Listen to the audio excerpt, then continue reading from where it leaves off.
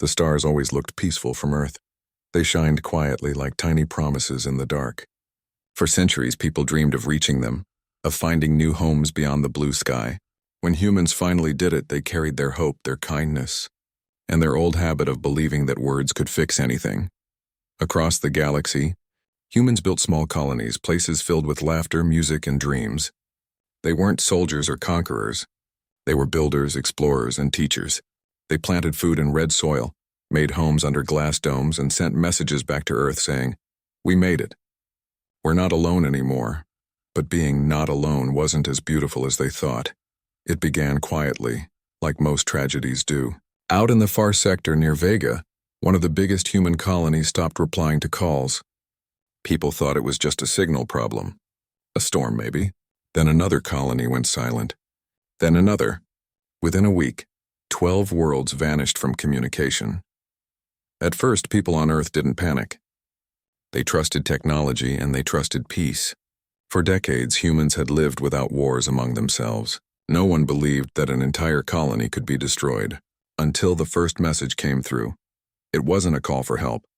It was a scream. A mining ship passing through the Vega sector picked up a short, broken transmission. It lasted only a few seconds, but those seconds were enough. Static filled the speakers, then the voice of a terrified man shouted, "They're coming, everything's burning, please." And then silence.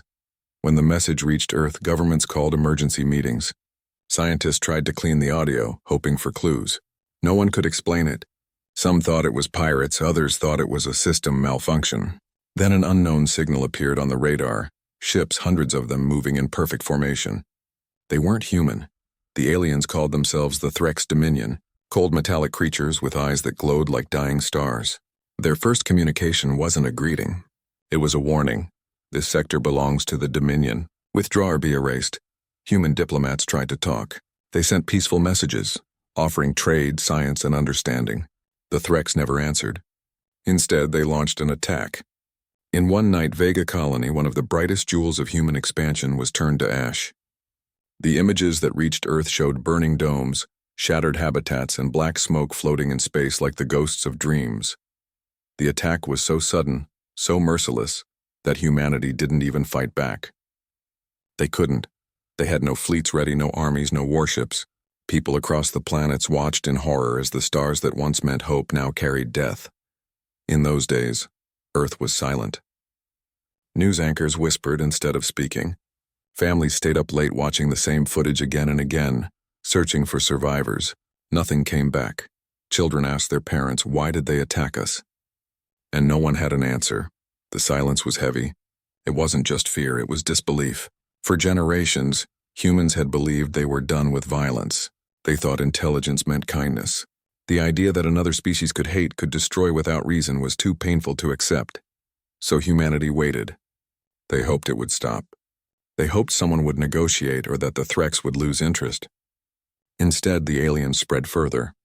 They started sending their warships closer to human space, marking the borders of what they called their empire. On the outer colonies, people began to panic. Ships left in the night, carrying refugees back to the inner planets. Entire cities were abandoned. The once busy trade routes went dark. Still, Earth didn't strike back. Some called it cowardice. Others said it was wisdom. But the truth was simpler. Humans weren't ready. Their fleets were made for transport and exploration, not war. Their weapons were small compared to the Threx energy cannons that could melt steel in seconds. The governments didn't want to start a battle they couldn't win, so humanity stayed silent. The Threx believed that silence meant surrender. They mocked humans in their broadcasts, calling them the quiet ones. They thought the race that built cathedrals in space and painted art on the walls of their ships would bow down easily. They didn't understand what kind of silence this was, because inside that quiet, something was building. People began to whisper in hidden communication channels. Engineers who once designed peaceful spacecraft started drawing up new blueprints. Scientists who worked on energy fields began testing strange, dangerous ideas. Military officers gathered in secret, sharing what little information they had about the Threx weapons. The grief that had frozen humanity started to turn into anger. Not the wild kind, but cold and steady, like steel being forged. On Earth, a council of leaders met behind locked doors. The meeting lasted 48 hours straight. When it ended, the Prime Commander came out and gave a short, simple speech. She said only 4 words: "We will not forget." From that moment, silence no longer meant fear. It meant preparation. Out in the far reaches of the solar system, a hidden facility was built. No official records, no media coverage. Only a few thousand people knew it existed. They called it the Forge. Scientists, engineers, soldiers, and pilots were brought there without explanation. They worked in complete secrecy. Some didn't even know what they were building. They only knew it was something humanity had never made before. Meanwhile, ordinary people did what they could. Artists began painting stars with broken halos, calling them the Lost Worlds. Songwriters created haunting melodies about the colonies that vanished. Farmers on Mars named their crops after the destroyed planets. Every act, no matter how small, became a promise that one day humanity would answer. Even in the silence, hope survived. Back on Earth, a few survivors from the outer colonies started to return. They told stories of what they had seen, how the Threx ships glowed like fire, how entire cities were vaporized in seconds. Some described strange experiments, others said the aliens collected human technology as trophies. Their stories were painful, but they spread fast. For the first time in years, the people of Earth began to look at the stars not with fear, but with determination. They started to rebuild not their colonies, but their spirit, because humans had a strange gift. Every time they were broken, they came back sharper. In every generation, someone had tried to crush them: empires, wars, disasters, even extinction. Yet humanity always found a way to rise again. The Threx didn't know that history. They didn't understand that silence was only the sound of something powerful gathering strength. Weeks turned into months, months into years. The stars still looked peaceful, but behind that peace, humanity was changing. The scientists at the Forge began testing energy drives that broke every known rule of physics. The engineers designed armor that could bend light. Every failure made them work harder. Every loss made them more focused. And though no one outside the Forge knew what was happening, the whispers continued to grow. Something was coming. Something built not from hatred, but from memory. A machine that would carry every voice that had been silenced. The Threx thought they had erased a race. What they had really done was wake a sleeping storm. By the time the next alien scout ship passed near human space, it reported something strange, a shadow moving across the dark side of Neptune. It was massive, unlike anything seen before. Then the signal cut off. Back on Earth, no one said a word. The governments didn't make announcements. The people didn't celebrate. The stars remained quiet, but deep inside the Forge, under layers of steel and secrecy, a single line of text appeared on the main screen.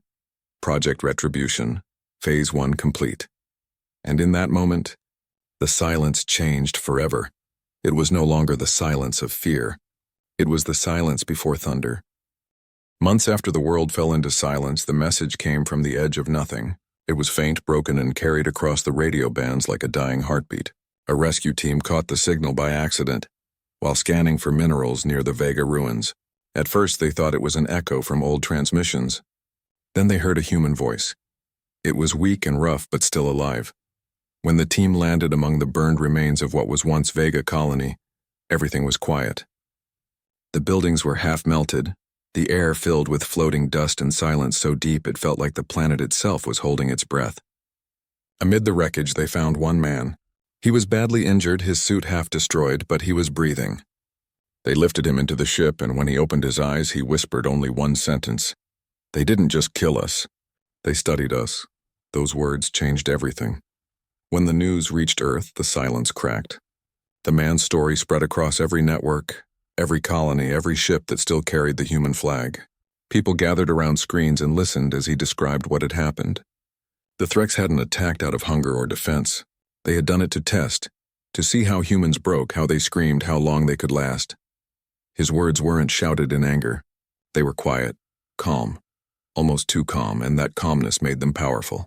He spoke of how the Threx ships hovered above the colony, how they destroyed homes and factories piece by piece, not all at once, as if enjoying the process. The recording spread faster than light, copied 1,000,000 times by strangers who had never met each other. On Earth, people played it in silence. On Mars, miners stopped their drills to listen. On the space stations, even the engineers turned off their tools for a minute of stillness. It wasn't the details that mattered. It was the truth behind the voice. Humanity finally understood. The Threks weren't going to stop. There would be no peace treaty, no negotiation, and for the first time in years, humanity felt something stronger than fear: anger. It started small, an engineer refusing to recycle parts that could be used for weapons, a scientist volunteering for a secret project without even knowing what it was, a group of pilots gathering in a quiet hangar, saying they'd fight even if they had no ships. Each act was like a tiny spark, glowing faintly in the darkness. Together, those sparks began to build a fire. Across the colonies, whispers spread about something called Project Retribution. No one knew where the name came from, but everyone understood what it meant. It wasn't about revenge for revenge's sake. It was about making sure humanity was never silenced again. The governments didn't confirm it existed, but people started to notice things. Cargo ships were being redirected. Huge amounts of metal and energy cores disappeared from public records. Military ships that were once retired were quietly recalled to orbit. Scientists who had been working on peaceful propulsion drives suddenly went missing from their research stations. Something was happening in the dark, and it gave people hope. The man rescued from Vega became a symbol. Reporters tried to interview him, but he stayed out of sight. They said he had joined the project, helping to build whatever was coming next. Whether that was true or not didn't matter. Humans needed someone to believe in, and he became that person. Meanwhile, messages started spreading through underground channels, short, coded transmissions that said things like, "The forge burns brighter," or "Phase 2 begins." Those words became like prayer. People who had lost everything, homes, families, entire worlds, found purpose again. On the outer colonies, workers volunteered to mine resources for free. On Earth, factories that once made farm tools began crafting parts for unknown machines. Every person wanted to do something, even if they didn't know what it was for. Humanity was waking up. While the Threks continued expanding, they noticed that human ships had vanished from their usual routes. The trading networks had gone quiet again. They laughed at it, mocking humans as the silent ones. To them, it looked like fear. They didn't realize that silence was being used as a shield. Under the cold shadow of Neptune, inside a hidden station surrounded by artificial storms, the real work began. Thousands of people lived and worked there without ever seeing sunlight. They ate in silence, worked in silence, and when they rested, they dreamed of fire. The forge had grown bigger. It was no longer just a secret base. It was a heartbeat. Metal was melted, molded, and shaped into something colossal. Each time a piece was completed, it was sealed away, covered and hidden even from the workers themselves. Only the top engineers and the lead commanders knew what the final design looked like. Every bolt, every plate of armor, every circuit carried a message engraved so small it could only be seen under magnification. We remember. People started to believe that whatever was being built would speak for them, louder than words ever could. Back on Earth, news stations tried to stay calm. They showed images of peace conferences and speeches about unity, but ordinary people could feel the change in the air. Humanity was holding its breath again, but this time it wasn't from fear. It was from waiting. The Threks noticed the shift too. Their patrols began scanning deeper into human space. They reported strange energy readings near the solar boundary, strange enough to make their commanders uneasy. Yet they continued to underestimate humanity. After all, the Threks believed emotions made a species weak. They didn't understand that emotions were what made humans strong. Every loss had given birth to new determination. Every scar had become a reminder of what was at stake. People didn't just want revenge, they wanted meaning. They wanted to prove that kindness wasn't weakness, that peace wasn't surrender, and that when pushed too far, humanity could fight harder than anyone imagined. One night, as the workers in the forge finished another massive section of metal plating, an engineer looked up from his console. He had been working there for 2 years, never told what he was building. But that night, as the huge door opened and the completed section slid into the assembly chamber, he saw it for the first time. It was enormous, dark, and beautiful, not a ship for exploration, not a vessel of escape, but a weapon of promise. Its hull shimmered like a black mirror. Its shape was unfamiliar, more like a creature than a machine, as if it had been built not by one mind, but by the will of millions. The engineer stared at it in silence, and for the first time, he smiled. "Now they'll hear us," he whispered. Word of that moment never left the forge, but somehow the feeling spread, all across human space. People felt it, the sense that something had shifted. The quiet grief of years had turned into quiet strength. People no longer looked up at the stars with sadness. They began to look with anticipation. Something was coming. In the months that followed, mysterious test flights were spotted near the outer planets. Massive energy spikes appeared on radar for only seconds at a time. Those who caught glimpses said they saw something move against the backdrop of stars, something vast and fast like a storm with wings. Governments denied everything, but people didn't need confirmation. They already believed. On Earth, during one quiet evening, the old survivor from Vega made a single public statement before disappearing again. His voice was calm, but there was a weight in his words that silenced every room. "They thought they broke us," he said. "They didn't. They reminded us who we are." The broadcast lasted less than a minute, yet it spread everywhere. People memorized it, repeated it, painted it on walls, sent it in messages, carved it into metal. The spark that had started in the ashes of Vega had now become a flame. Steady, unending, unstoppable. Humanity didn't roar. Humanity didn't shout. They prepared. And far beyond the light of any sun, hidden among drifting rocks and frozen silence, a single massive eye of metal flickered open for the first time. A hum ran through the void, deep and alive. The Battleship of Vengeance was awakening. 3 years passed after humanity disappeared from the galaxy's main routes. To outsiders, it looked like the species had given up. Trade stations once filled with human ships were now silent. Human colonies stopped replying to transmissions. To the Threx Dominion, this silence meant one thing: victory. They celebrated their triumph. They believed humanity had accepted defeat. But deep inside the solar system, beyond Neptune's cold shadow, something powerful was being born. In a hidden zone covered by artificial storms and false signals, a massive structure floated in darkness. The forge had grown into an entire world of steel. From a distance, it looked like a moon, but inside it pulsed with life. Machines roaring, welding sparks flashing like lightning, and thousands of workers moving with quiet purpose. There were no speeches, no loud music, no celebration, only work. Every person there knew what they were building, though few had seen it with their own eyes. The workers called it the giant in the dark. The scientists called it Erebus. But most just called it hope. It was not designed like any ship before it. It was not meant to explore or to transport or to negotiate. It was meant to end fear. The project had taken every brilliant mind humanity had left. Engineers from the Martian colonies, propulsion experts from Luna Base, mechanics from asteroid stations, all brought together in secret. They worked in rotating shifts that never stopped, day or night. Some hadn't seen sunlight for years, but none complained. Every strike of a hammer, every welding spark felt like revenge for the lives lost at Vega and beyond. The main hull took shape first, a structure so large that smaller ships could fly through its unfinished corridors. It was built from an alloy that no alien technology had ever seen. The metal could absorb energy instead of reflecting it, making the ship appear like a shadow in space. If a radar beam touched it, it would vanish like mist. Its heart was a reactor built from experimental technology, half science, half miracle. It drew power from compressed dark matter, a source of energy that most had believed impossible to control. The forge's scientists called it the Silent Sun. It could run for centuries without needing fuel. But power wasn't the only thing that made the ship unique. Inside the core chamber, engineers had placed a new kind of intelligence, a hybrid system built not from cold code but from fragments of human emotion.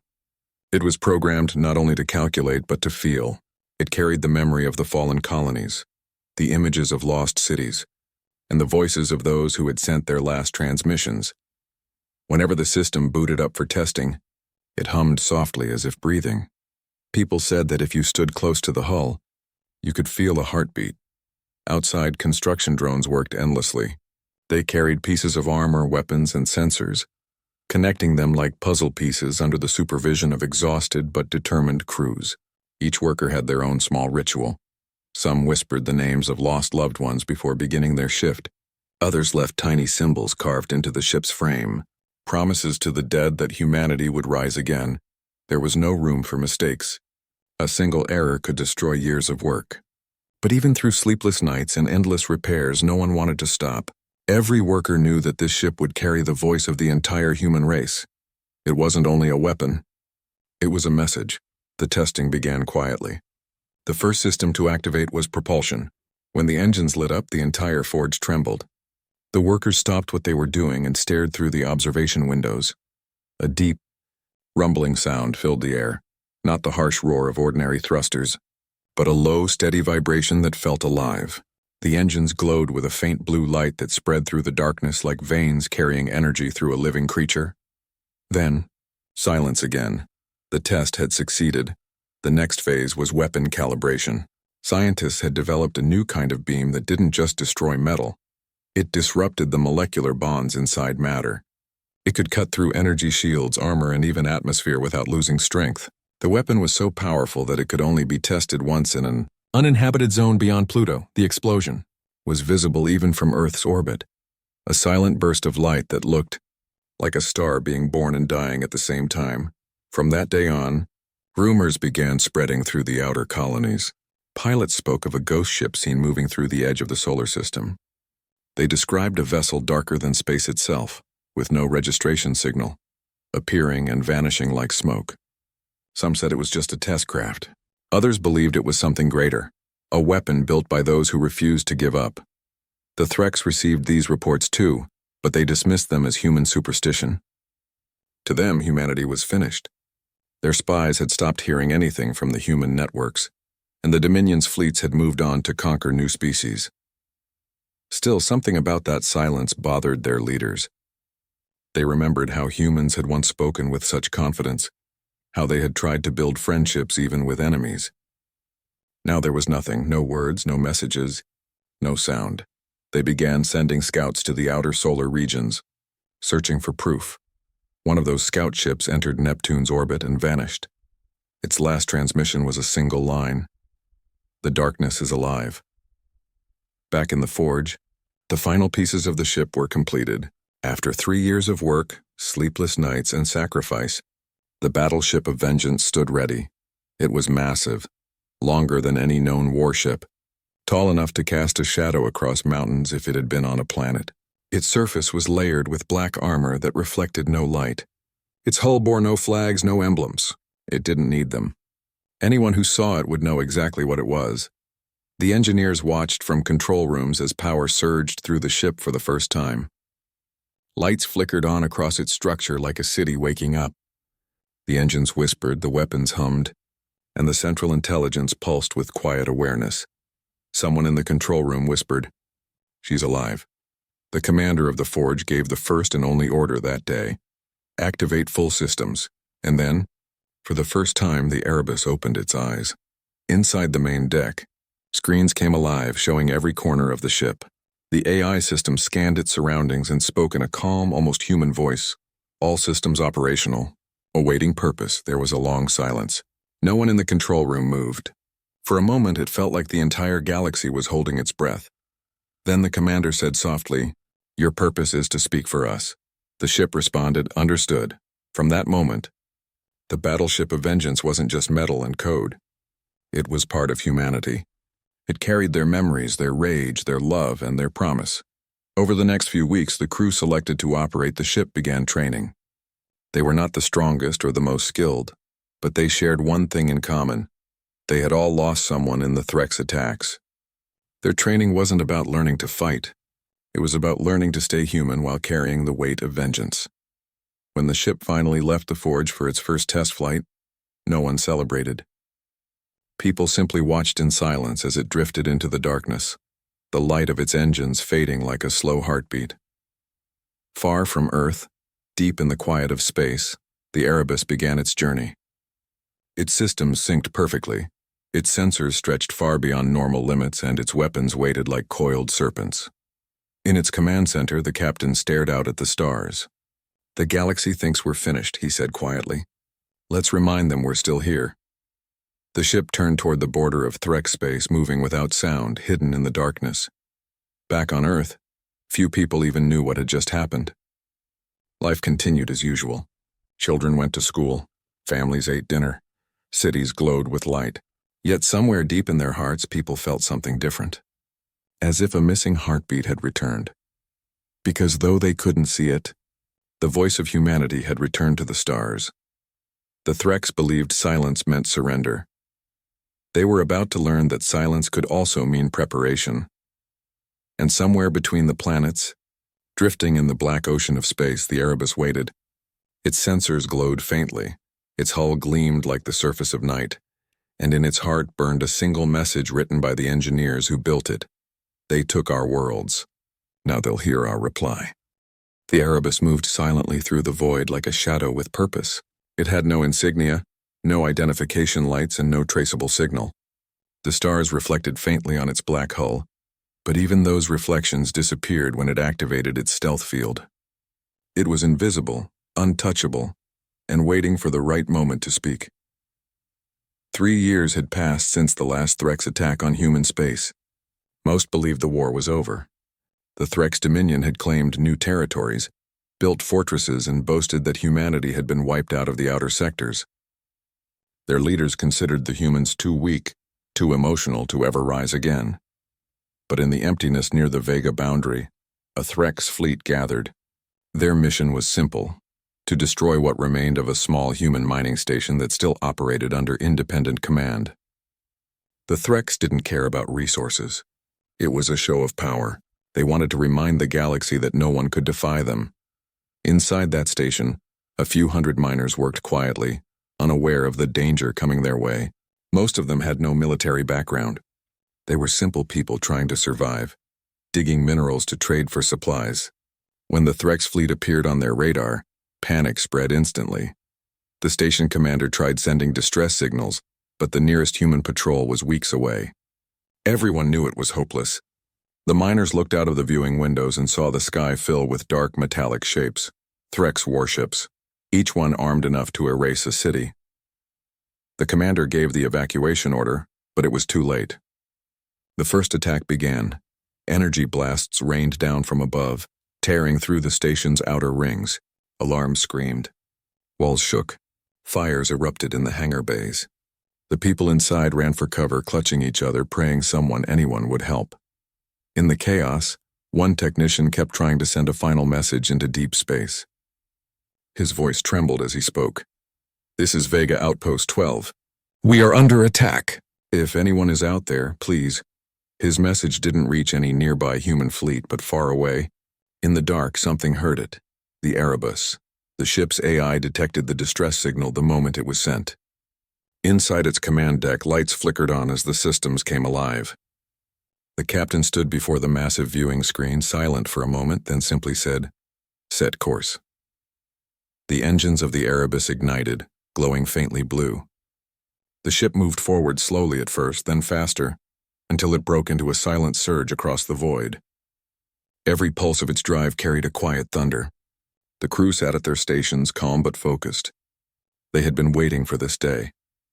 Hours later, the Erebus reached the Vega sector. What they saw was horrifying. The Threx fleet had surrounded the human station completely. Debris floated everywhere, pieces of destroyed ships, fragments of metal, and the faint light of fires that refused to die. The Threx were destroying the station bit by bit, just as they had done years ago. The captain gave no long speech, no dramatic orders. He just said, "Target all hostiles." The Erebus dropped its stealth field. In an instant, a dark silhouette appeared behind the Threx ships, massive, silent, and motionless. For a moment, the Threx didn't even know what they were seeing. Their scanners couldn't identify it. It didn't match any known design. Then the voice came across their communication channels. It was calm, steady, and deeply human. "Humanity acknowledges your message," the voice said. "Here's our reply." Before the Threx could react, the Erebus opened fire. From its side panels, glowing lines of blue light shot forward like living energy. The beams sliced through the enemy fleet with surgical precision. One ship exploded instantly, then another and another. The blast didn't just damage them, they erased them. The energy was so pure and controlled that it left no debris, only fading light. Inside the Erebus, the crew worked together like one heartbeat. Every movement was rehearsed, every command executed perfectly. The captain didn't shout. He whispered. The ship responded like it could feel his intent. The Threx tried to fight back. They fired hundreds of energy blasts toward the Erebus, but the beams bent away or dissolved before reaching the hull. The armor absorbed the energy and converted it into power. The human ship moved faster than anything the Threx had ever seen. It didn't turn, it flowed. It shifted directions with impossible grace, gliding between enemy ships as if it were alive. Within 5 minutes, 17 Threx warships were gone. The remaining ones began to retreat, but the Erebus didn't chase them. It just floated there, silent, surrounded by light from the wreckage. Inside the destroyed mining station, survivors stared out of shattered windows in disbelief. They saw the black ship standing still among the stars, glowing faintly like a ghost. Then through their communication channel, they heard that same calm voice. Outpost 12, you are safe now. Help is coming. Some people started crying. Others just stood there, unable to speak. For the first time in years, the word hope didn't feel impossible. The news of that battle spread faster than anyone expected. The message, recorded by multiple sensors, reached human colonies across the galaxy. Within days, everyone had seen it. The image of the dark ship and the destruction it caused to the Threx fleet. People didn't know its name at first. They just called it the Avenger, the Shadow, or the Voice in the Dark. The Threx tried to hide the truth, but they couldn't stop the stories. Other alien species who had suffered under Threx rule began to whisper too. They spoke of a human ship that appeared out of nowhere, struck like lightning, and vanished again. The galaxy had laughed at humanity's silence. Now that silence had spoken back. The Threx High Command held an emergency meeting. Their commanders shouted over each other, trying to explain how 17 warships could be destroyed by one human vessel. Some suggested it was a trap. Others thought it was alien technology stolen from another race. But none of them could deny what the recording showed, a human ship alone. Unstoppable. Fear began to spread through the Dominion ranks. The Erebus had done what no fleet could. It changed the balance of the galaxy with a single battle. After the fight, the Erebus didn't return to the forge. It continued moving through space, searching for more Threx strongholds. Every few weeks, another report appeared. Another fleet destroyed, another station liberated. The ship never stayed in one place long enough to be tracked. It was like a storm that appeared from nowhere, struck, and vanished into silence again. In the colonies, people began to paint the ship's symbol on walls and cargo hulls, a dark circle surrounded by faint lines of blue. Children learned to draw it in their notebooks. It became a sign of faith, a reminder that even in the darkest silence, humanity still had a voice. The captain of the Erebus rarely appeared in public broadcasts, but when he did, he spoke simply. "We don't fight to destroy," he said. "We fight to make sure no one forgets us." Those words spread across planets like a quiet anthem. For the first time in decades, humanity wasn't hiding.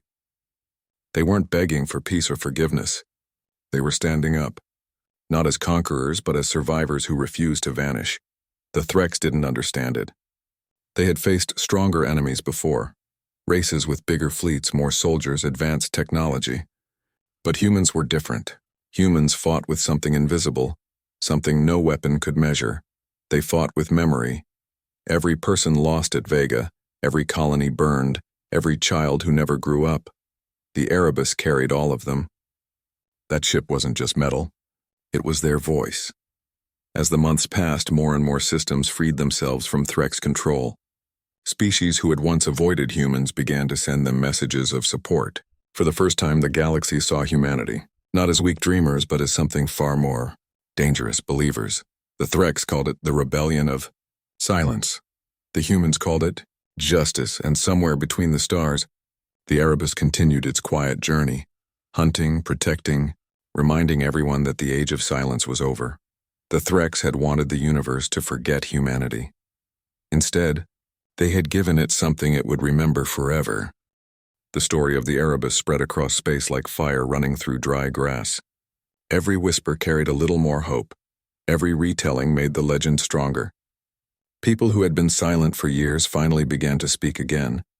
Colonies that had hidden their flags pulled them out and raised them high. The stars themselves seemed to burn brighter, as if they too were waiting for what came next. The Threx Dominion didn't sit quietly. They were furious. The destruction of 17 warships in the Vega sector was not only a loss of metal and power, it was a blow to their pride. The Threx believed they had broken humanity long ago, that the species had accepted defeat and buried its courage under fear. But the Erebus proved them wrong. Across Threx-controlled worlds, panic started to creep in. Commanders argued among themselves, trying to explain how a single ship could move unseen, strike so fast and vanish before anyone could respond. Some called it a ghost weapon. Others whispered that humans had made a pact with unknown forces. The Dominion's leaders, desperate to keep control, declared a full military lockdown, yet no order, no army, no fear could stop what had already begun. On a mining colony in the outer belt, workers started refusing to hand over their supplies to Threx soldiers. On another planet, old ship engineers secretly began repairing abandoned human fighters. Radio frequencies that had been silent for years came alive again, carrying old songs and forgotten call signs. The galaxy that had once watched humanity fall now watched them rise, slowly, but with purpose. And at the center of it all, the Erebus kept moving. Every few weeks, it appeared out of nowhere, sometimes near a colony, sometimes near a patrol route. Each time, the story repeated. The ship arrived silently, destroyed the Threx presence in minutes, then disappeared. It never broadcasted messages of revenge, never demanded worship or surrender. It simply acted like a voice that refused to die. On board the ship, the crew was small, barely 100 people, but they worked with one heart. Every person had lost something to the Threx, a home, a family, a future. None of them wanted to be heroes. They only wanted justice. The captain often stood on the observation deck watching the stars pass by. He didn't speak much, but the crew didn't need words to understand him. They all knew their mission wasn't just about battles. It was about making sure humanity remembered who they were. One evening, while the ship floated near an asteroid field, they picked up a weak transmission. It was an old human emergency signal, faint and broken, coming from deep inside a restricted zone. The crew boosted the signal until a voice became clear. A woman's voice, tired and scared. "This is Colony Station Alara. Threx forces closing in. We can't hold much longer. Anyone, please?" There was silence, then static. The signal cut off. The captain looked at his crew. No one spoke. They didn't need to. Within seconds, engines roared to life. The Erebus turned toward the signal and vanished into jump space. When they arrived, the scene was worse than anyone expected. The small colony was under full attack. Dozens of Threx cruisers surrounded it, firing non-stop. The colony's defense turrets were already destroyed. Thousands of civilians were trapped inside the domes. The Erebus came out of warp behind the enemy fleet, silent as a shadow. Inside the ship, the crew took their positions. The lighting turned dim blue and the AI's voice filled the bridge. Enemy count 32 ships. Civilian population detected. Initiate protection protocol. The captain nodded. Yes, engage. The ship moved like a predator in dark water. Its hull shimmered with energy, absorbing light, bending it. The first Threx cruiser exploded before its scanners could even detect the Erebus. Then another. Then another. From the colony below, people watched the sky light up with fire. They thought the end had come, but then they noticed something. The attacks from above had stopped. The enemy ships were being torn apart by something invisible. A few seconds later, they saw it, the black shape moving through the flames. Someone whispered, "It's them." The Avengers. The Erebus fought like a force of nature. It didn't just destroy, it dismantled. Its weapons were too precise, too intelligent. Every shot struck a critical point, disabling enemy systems instead of wasting energy on random destruction. In the middle of battle, a massive Threx dreadnought turned its main cannon toward the Erebus. Its weapon charged with a deep, thunderous pulse, glowing red like a dying sun. The crew could feel the vibration even from a distance. "Evasive pattern," shouted one of the officers. The ship twisted sharply, the beam grazing its shields but not breaking them. Energy rippled across the hull, lighting it up for a brief second. The captain steadied himself, eyes cold but calm. "Return the favor," he said quietly. The Erebus powered up its main rail cannon. A sphere of bright blue light formed at the ship's front edge. For a moment, everything went still. The stars, the noise, even the enemy fire. Then the beam fired. It sliced through space, a single blinding line. It hit the Threx dreadnought head-on. For a fraction of a second, the giant ship hung there in silence, then it broke apart, dissolving into light and dust. The battle was over.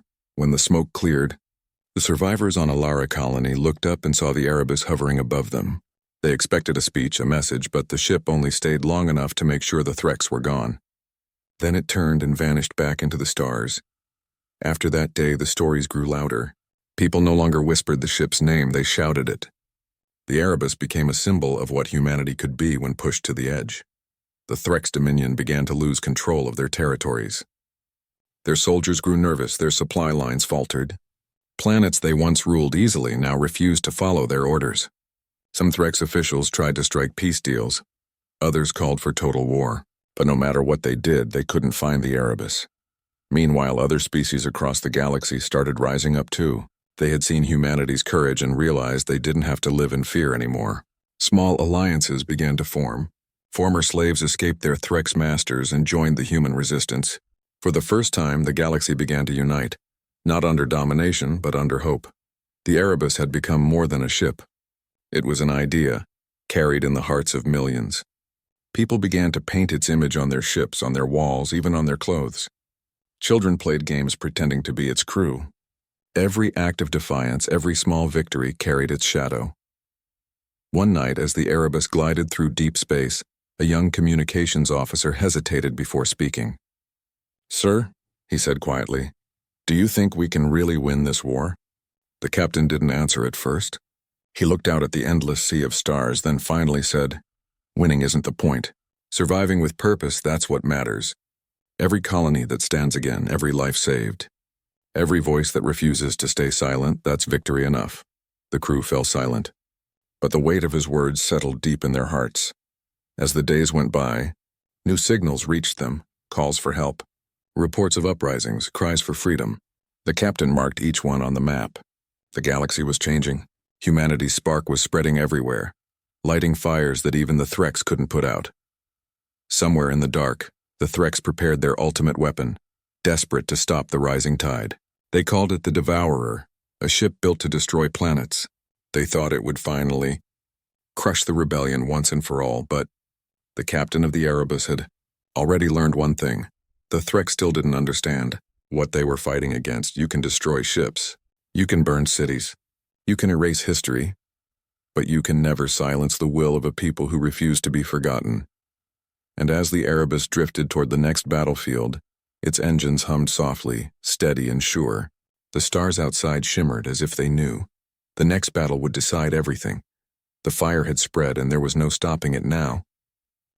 The stars seemed quieter than usual, as if the whole galaxy was holding its breath. Across the scattered systems, everyone had heard the same rumor. The Threx Dominion was preparing their final strike. They had built something so powerful that even their own soldiers were afraid to approach it. They called it the Devourer. A weapon that didn't just destroy ships or stations, but whole planets. When the news reached the crew of the Erebus, no one spoke for a long time. The hum of the engines was the only sound on the command deck. Everyone knew what this meant. If the Threx used that weapon, millions of innocent lives would vanish in seconds. The captain stood before the large viewing screen, staring at the map of stars glowing faintly in front of him.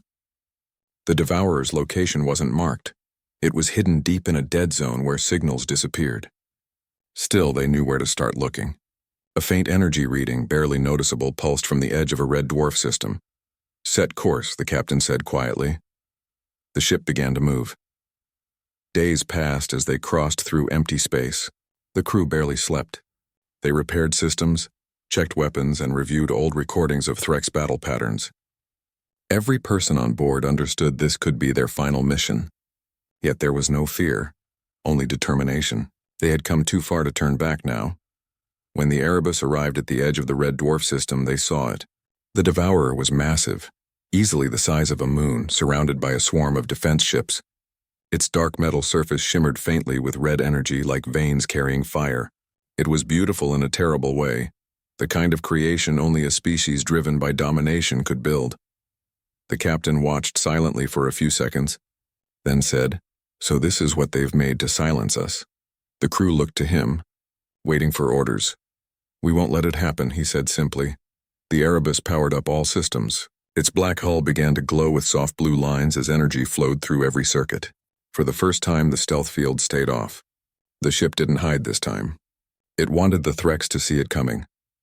Inside the Devourer, alarms went off immediately. Thousands of Threx soldiers scrambled to battle positions. Their commander barked orders, his voice trembling with anger and fear. "Destroy that ship," he roared. "No survivors!" Hundreds of fighters and heavy cruisers launched into space, forming a wall of firepower between the Erebus and the Devourer. The captain sat calmly in his chair. His hands rested on the armrests, steady as stone. "Open the channel," he said. A communication link opened, broadcasting his voice to every Threx ship. "You wanted silence," he said, his tone low but firm. "You took our homes, our people, our hope. You thought we'd disappear. You were wrong." The message ended. Then the first shots were fired. The Threx fleet opened with everything they had: plasma beams, torpedoes, disruptors. The sky filled with red light. The Erebus dove forward, shields blazing, weaving between explosions like a dancer among storms. Its rail cannons fired back, cutting through enemy lines with perfect precision. Each hit from the Erebus wasn't random. Every shot had a purpose. One took out a command ship, another disabled communication links, another destroyed the engines of a cruiser to block enemy movement. Within minutes, the once organized Threx formation became chaos. Still, there were too many of them. The Erebus took heavy hits. Sparks flew across the command deck and the lights flickered. A junior officer shouted, "Shields down to 40%. The captain didn't flinch. "Keep firing," he said. Outside, the ship twisted and turned through fire and debris. The sound of metal groaning filled the corridors, but the crew never stopped. Each of them knew what was at stake. Not medals, not fame, but survival. The hope of an entire species rode with them. After 20 minutes of battle, the Erebus broke through the enemy lines. Now the Devourer stood before them in full view. It looked almost alive, its surface rippling with red energy that pulsed like a heartbeat. Suddenly, a massive beam of red light fired from its core, slicing across space. The Erebus barely dodged it. The blast passed close enough to make the ship's hull glow from the heat. "Direct energy weapon," someone shouted. "One hit and we're done." The captain looked at the display. He knew they couldn't win this fight by trading shots. The Devourer was too powerful. They needed another way. "Target the energy conduits," he said. "Those glowing lines on its hull, they're power channels. Overload them." The crew moved fast, adjusting aim. The Erebus fired its pulse cannons, hitting the glowing veins. Each impact caused small explosions that rippled along the Devourer's surface. But it wasn't enough. The giant ship's shields regenerated instantly. Then the AI spoke in its calm voice. "Captain, internal power reserves at 70%. Suggest diverting all energy to main cannon for one concentrated shot." Everyone turned to him. It was risky. That much power could destroy their own ship too. He nodded slowly. "Do it." The AI paused as if hesitant. "Confirming suicide-level energy output." "Confirmed," the captain said quietly. "If we don't do this, no one will be left to try again." The crew didn't argue. They moved to their stations, faces pale but steady. They knew what this meant, and none of them backed down. The ship began to shake as all power rerouted to the main cannon. Lights went dim. The engines fell silent. Even the hum of the ship's systems faded until only the sound of breathing filled the command deck. The cannon charged slowly, glowing brighter with each second. Blue light spilled across the bridge, painting their faces in ghostly glow. Outside, Threx ships tried to stop them, firing everything they had. But the Erebus stayed its course. When the charge reached maximum, the captain stood up. "For everyone they silenced," he said softly. Then he gave the final command. "Fire!" The main cannon erupted with light. The beam cut through space like a sword of pure energy, slamming into the Devourer's core. For a moment, nothing happened. Then a chain reaction began. The red energy across the Devourer's hull turned unstable, flickering wildly before exploding outward in blinding light. The shock wave hit the Erebus like a tidal wave. Systems failed one by one. The hull cracked. The ship spun violently as alarms screamed across every deck. Inside the chaos, the crew held their ground. Some tried to stabilize controls. Others shielded their eyes from the blinding light. The captain stayed on his feet until the very end, watching as the devourer collapsed in on itself, turning into a silent cloud of burning debris. Then everything went dark. For hours, there was no sound. No movement, just silence and drifting wreckage. Then somewhere deep inside the broken Erebus, a single light flickered on. The ship's AI restarted emergency systems, slowly. One by one, the surviving crew members regained consciousness. They were hurt, exhausted, but alive. They looked through the cracked viewing window. The devourer was gone. Its remains floated quietly among the stars. The captain sat back in his chair, blood on his forehead but a faint smile on his face. "It's over," he whispered. Messages began to pour in across the channels. Signals from human colonies, allied fleets, and even alien worlds. They had all seen the explosion. They knew what had happened. The weapon that was meant to destroy humanity was gone. Across the galaxy, people celebrated. Bells rang on old colony stations. Children cheered. Soldiers wept. The silence that had once haunted humanity was finally broken. The Erebus was badly damaged, unable to travel far. But it didn't matter. They had done what they came to do. They had proven that humanity could not be erased. Days later, rescue ships arrived.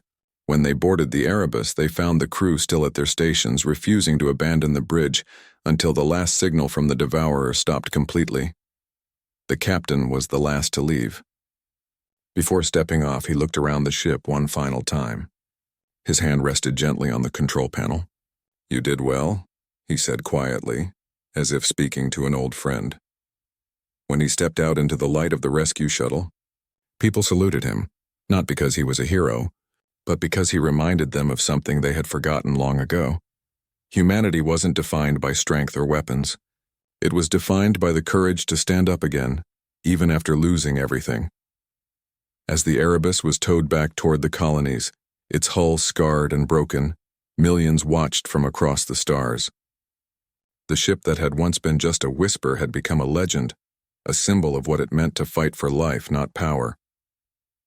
In the years that followed, people rebuilt what the war had taken. Cities rose again, flags flew proudly on planets that had once been silent, and through it all one story was told again and again, the story of the ship that refused to give up. They called it the Battleship of Vengeance. It was humanity's voice when all others had gone quiet, and long after the stars shifted and time moved on, the message of that ship remained the same. "You can break our worlds, you can take our homes, but you will never silence us."